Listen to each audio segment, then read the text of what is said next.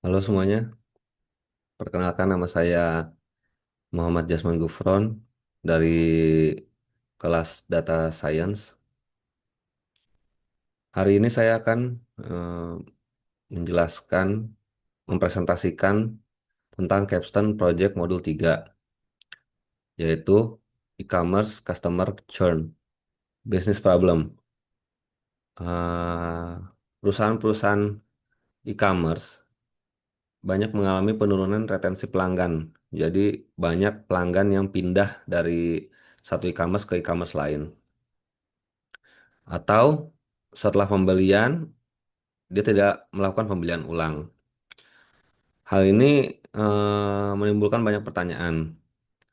Apakah kita bisa memprediksi pelanggan yang kemungkinan besar akan churn atau akan pergi ke e-commerce lain agar kita bisa intervensi lebih awal?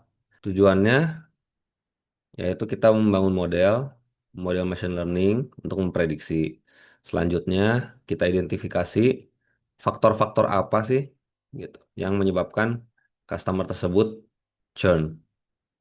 Selanjutnya, kita memberikan rekomendasi bisnis berdasarkan hasil analisis kita kepada perusahaan yang menginginkan customernya tidak churn atau minimal memprediksi yang customernya akan churn sehingga bisa kita eh, berikan kita bisa intervensi duluan sebelum dia churn. Oke, selanjutnya ini kita bisa lihat dari distribusinya. Distribusi churnnya itu mayoritas pelanggan tuh tidak churn. Berarti itu mengindikasikan hal yang baik sebenarnya. Cuman yang kita inginkan kan kita meminimalisir atau makin mengurangi nilai churnnya ya. Nah, data imbalance. Kemudian ini tenure versus churn ya. Jadi eh, yang mempunyai masa berlangganan pendek itu biasanya cenderung lebih churn. Gitu. Selanjutnya ini, jadi kepuasan pelanggan ini juga berpengaruh ya. Jadi kalau pelanggan yang skor kepuasannya itu rendah itu churn rate-nya itu biasanya lebih tinggi. Nah, selanjutnya saya melakukan analytic approach. Jadi dari data yang saya dapat, saya olah di Python menggunakan tiga algoritma, yaitu random forest, logistic regression, kemudian XGBoost. Nah, setelah saya lakukan modeling, selanjutnya saya evaluasi hasilnya itu di convention metric, F1 score, kemudian erosi area under curve. Nah, selanjutnya analytic approach-nya. Jadi dari tiga, tiga model yang saya lakukan, saya mendapatkan karakteristik yang berbeda, yaitu jadi kalau logistic regression itu dapat model yang sederhana. Jadi kalau cocoknya itu logistic regression lebih cocok untuk dataset yang lebih kecil. Kemudian ya otomatis dia lebih cepat karena datanya lebih sedikit. Terus simple, mudah diinterpretasikan. Terus tapi dia punya kelemahan rentan terhadap multikolinialitas dan outlier. Jadi kalau datanya banyak outlier, otomatis dia kurang bagus hasilnya. Selanjutnya, random forest. Random forest itu ideal, menengah dia. Cocok untuk dataset besar, terus lebih akurat, otomatis. Eh, Kemudian, apa ya? Hmm, tidak mudah overfitting, gitu. Selanjutnya yang ketiga yaitu SGBoost, Extreme Gradient Boosting. Ini di dataset saya memberikan hasil yang sangat bagus. Jadi dia itu karakternya canggih, powerful, terus dia bisa mengurangi overfitting, terus dia tuh lebih rumit, terus butuh sedikit tuning, gitu aja sih. Nah ini hasil dari modeling saya. SG Boost performanya terbaik di antara tiga model yang saya lakukan. Jadi ROC area under curve-nya 0,95, terus F1 score-nya itu 0,82. Sedangkan Random Forest berada di posisi kedua. Selanjutnya, Logistic Regression memiliki performa yang terendah.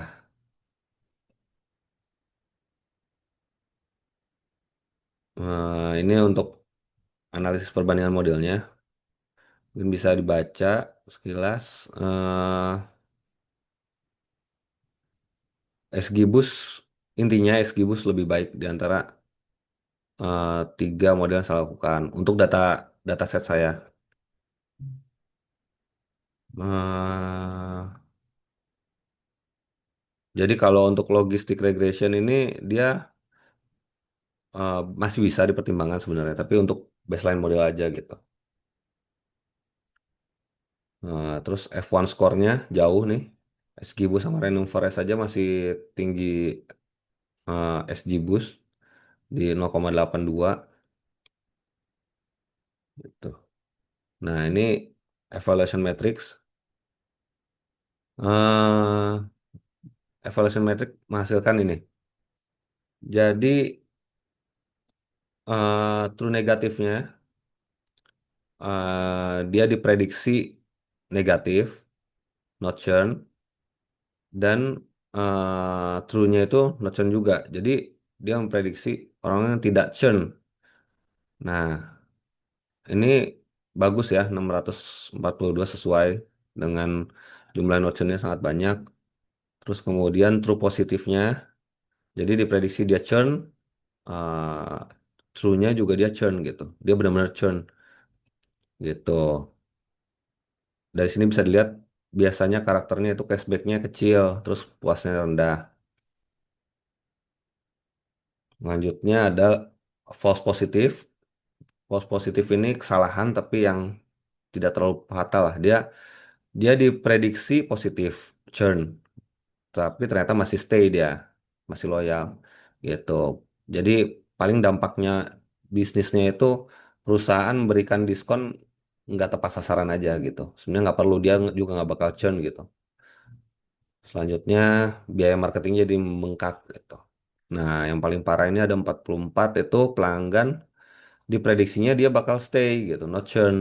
Tapi ternyata dia malah churn, itu yang terparah itu. Jadi kita tenang-tenang aja, nggak ngasih apa, nggak ngasih treatment lebih ke mereka, tapi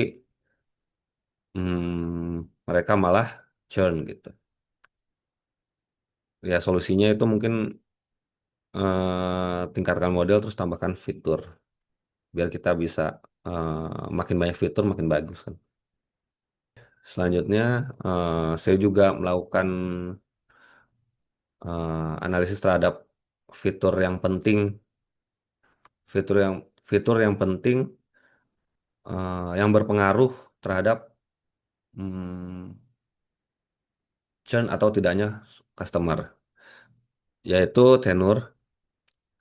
Jadi pelanggan lama itu lebih loyal, dia lebih stay, sedangkan pelanggan baru yang tenurnya rendah, waktu tenurnya rendah, dia lebih mudah churn. Terus cashback juga. Selanjutnya yang kedua itu cashback. Jadi top 3 nih. Cashbacknya itu pelanggan yang dapat cashback rendah itu cenderung churn. Jadi harus cashbacknya harus kasih tinggi ya. Selanjutnya warehouse to home. Jadi jarak juga pengiriman dari gudang. Mungkin customer itu pengennya barang itu cepat sampai gitu. Semakin lama sampainya, cenderung customer itu untuk churn gitu. Nah ini banyak banyak teksnya ya. Tapi ini contoh kasus gitu. Contoh kasus di bisnis ketika kita hanya ngira-ngira, jadi kita bisa melakukan tanpa machine learning. kerugiannya berapa, kemudian kita melakukan kira-kira, kemudian kita melakukan machine learning. Eh, jadi sebenarnya gini, kalau tanpa machine learning itu kita rugi bisa sampai 67.500.000. Tapi kalau kita tebak-tebakan, sebenarnya bisa untung 20 juta. Tapi kan kita tebak-tebakan dengan asumsi pelanggan terselamatkan 40%. Bagaimana kalau tidak terselamatkan semua gitu. Ini cuma asumsi aja. Sedangkan dengan machine learning kita bisa selamat mendekati ini angka ini 18.350. Begitu. Oke, selanjutnya kesimpulan. Jadi kesimpulannya itu dari tiga model tersebut, SG Boost adalah pilihan terbaik. Sedangkan Random Forest bisa jadi model sekunder atau tujuan interpretasi aja atau membandingkan dengan hasil dari SG Boost.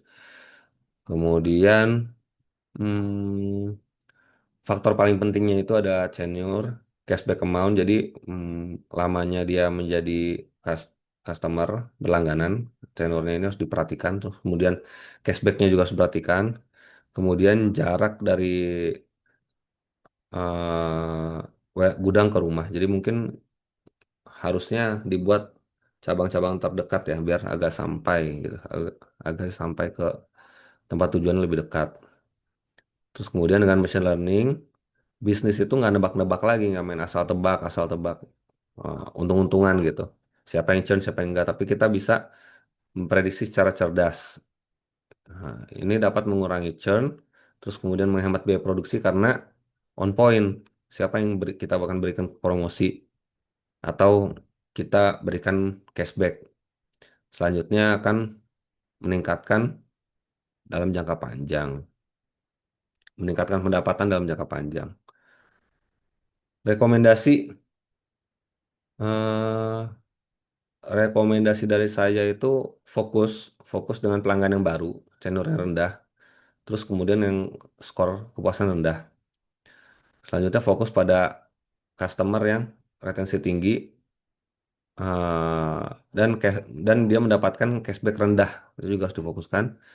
Selanjutnya ini yang tadi tenor rendah, terus kemudian jarak jarak dari gudang ke rumah kita harus eh, memperhitungkan customer-customer yang jaraknya itu jauh dari gudang ke rumah. Mungkin kita kasih cashback free ongkir atau apa gitu. Untuk yang jaraknya dari gudang ke rumah itu jauh. Selanjutnya batasan model. Hmm, data historis mungkin tidak mencerminkan perubahan terbaru. Jadi harus selalu update tentang data, tidak menangani faktor eksternal. Jadi mungkin ada faktor-faktor eksternal di luar fitur-fitur kita tadi, misalnya ada kompetisi ekonomi atau selainnya gitu. Jadi modelnya cuma terbatas sama fitur-fitur tadi.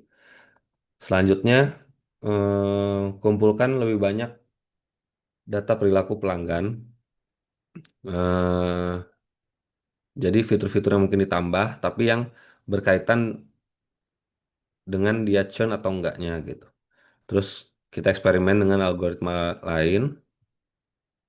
Kemudian implementasikan sistem monitoring performa model. Jadi misalnya kita membuat website, tapi bisa diisi customer A, misalnya karakteristiknya, apakah dia tenurnya berapa lama, kemudian jarak dari gudang ke rumahnya berapa jauh gitu. Jadi kita bisa input di situ di website itu dan kita bisa lihat hasilnya apakah dia butuh perhatian khusus atau dia berpotensi churn atau enggak gitu. Oke, mungkin segini aja dari saya. Kalau ada kurang atau apa boleh hubungi saya di LinkedIn saya di m.jasman.gufron@gmail.com. Terima kasih semuanya. Terima kasih Purwadika. Sampai ketemu lagi di sesi selanjutnya.